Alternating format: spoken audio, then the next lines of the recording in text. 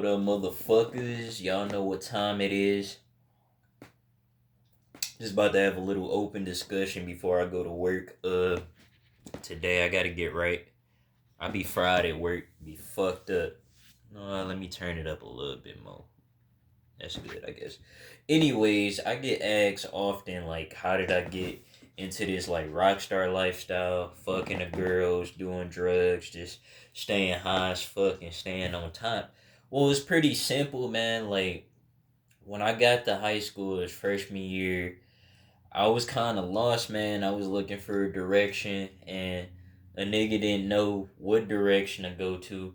And I was coming out of like a kind of a heartbreak. I mean, I'm not afraid to admit it. As a man, maybe I'm so hard on these hoes because y'all just y'all deserve it. But a nigga had his heart ripped into pieces before. I ain't scared to say that on camera. It is what it is. But I mean, now I don't have a heart, so I don't really care. But that's besides the point, though. I was trying to find different avenues to like clear my mind of all the bullshit, and I just really started getting into metal and a lot of dark occult type stuff, like shit that most people really wouldn't be into when they like 14, 15, whatever, 16 going on.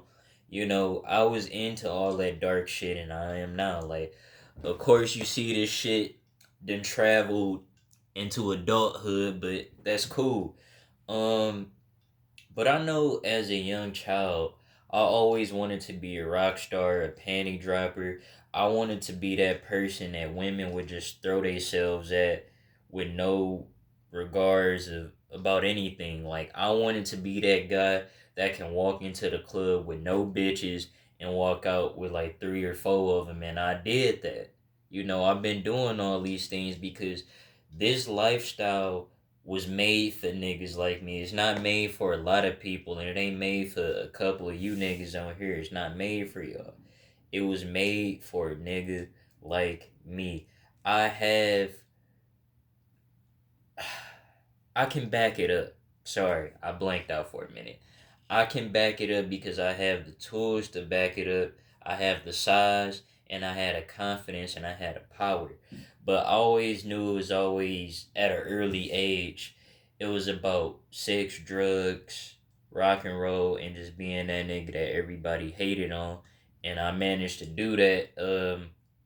Music wasn't always like my biggest outlet because I didn't really record. But when I really did get into music, I got into bands like Korn and Cold Chamber and System of a Down and a lot of Marilyn Manson. Manson to me was like God. I mean, when I really started listening to music, I grew up on guys like Bolton and Luther Vandross. But when I heard Manson and Korn, those were like guys to me. Of course, Ozzy Osbourne, but yeah, Manson was like the end all be all. Like I said, if I wanted to be like anybody, it would be like Manson. Maybe a toned down version, because Manson is a wild guy, but that's one of my idols.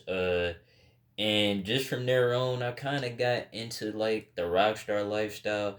A lot of girls were kind of freaked out by pentagrams and the whole golf shit because a lot of people thought like I was a devil worshiper. I mean, to answer that question, like I say all the time, I believe in no higher power and I refuse to give myself to any higher power because at that point it's just like you turn into a sheep. Like you had this free will for a reason, and I'm gonna use it to the best of my abilities to believe in what I believe in, whether you understand it or not. So as far as like the whole like the devil worshiping thing, I worship myself. I mean, I am everything that people say I am. I'm a heartless ass nigga, and I don't intend on changing that, okay?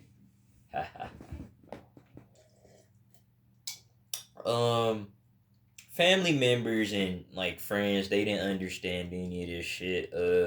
But it wasn't their job to like While everybody was busy judging me, I was working on things. I was making some of the darkest music in the underground scene. I made a couple of black metal tracks, gothic metal, and then of course, from some point, I transitioned into horrorcore, and I pretty much dominated that scene, and I'm still doing it now because music needs that dark feel, it needs that evil, it needs that abrasive side, and I think the music scene is missing out on that abrasive side, is missing out on real rock stars. Cause, excuse me, a lot of people claim to be rock stars, but they really not. They play rock stars, but I don't play rock stars. I've done it all. I've banged all the baddies. I've got to meet my idols. I performed on stage. Everything. I'm pushing albums out. And I just got this whole rock star image, man. It's all about sex, drugs, metal, and just being the best version of yourself.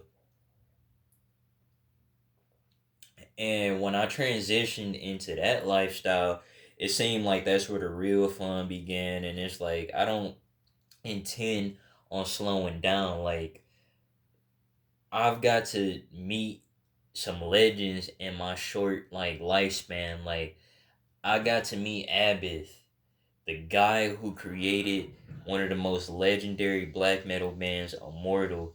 And he shook my hand personally. I'll never forget this fucking day. We were at the show at St. Andrew's Hall, and it's funny because I wasn't planning on going to the show. I mean, I was, but I didn't have to pay because guy he had a ticket, an extra ticket, and he gave it to me. So it was just by luck or whatever. I went.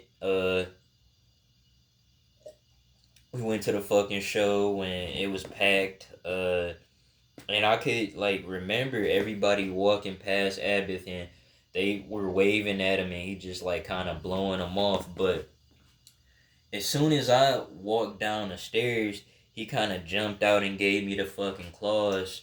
And then he extended his hand and he said, "Please shake my hand, sir."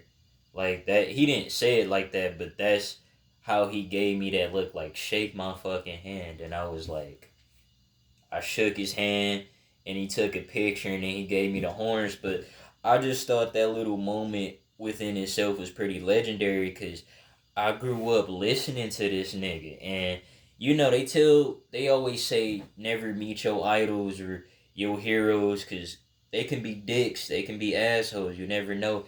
But this guy showed me all the respect in the world, and it was really good to see him play live. It was probably one of the best shows I seen besides the Behemoth and who else was playing with Behemoth that night? I think it was shit, I can't even remember. Oh, At the Gates, but that was probably one of the best shows I seen besides that and the show with Within Destruction and Loner Shore. It was pretty fucking epic, so I definitely had a blast. But what I want y'all to get from this is the rockstar lifestyle will always be made for me. When it comes to Detroit, when it comes to the underground scene, niggas ain't on my level, and y'all never will be on my level. I've been doing this shit since 16 years old, and I'm not gonna stop until I just lose passion for it again, which might not happen until like a couple years from now. So just remember that when it comes to the golf scene, when it comes to the underground scene, I am the godfather.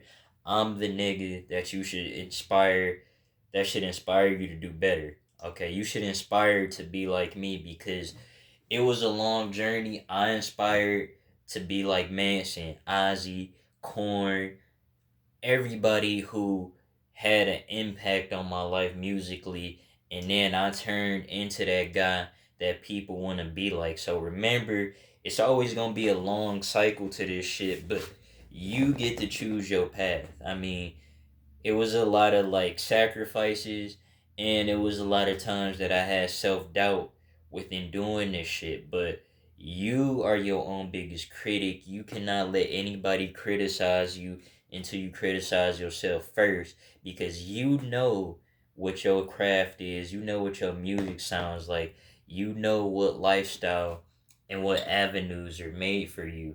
And if you don't know, nobody else will. So don't even allow anybody else to tell you what path to take if you don't even know what path to take yourself. So I just wanted to share that with y'all, man. It's been a long road, and it's been a lot of people that came and gone and shit like that. But I really don't give a fuck about them because as long as I believe in this, the Father, the Sun, the Earth, the Moon, and everything else that's transparent in life, I'll always live a happy life. And as long as my drink can always stay cold, I'm satisfied, man. Nothing else matters. Nothing else matters. Is the lifestyle is what keeps me going.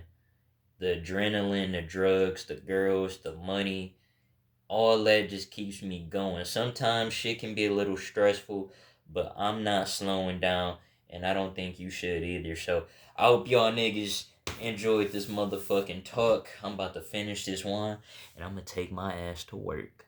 Blessed be.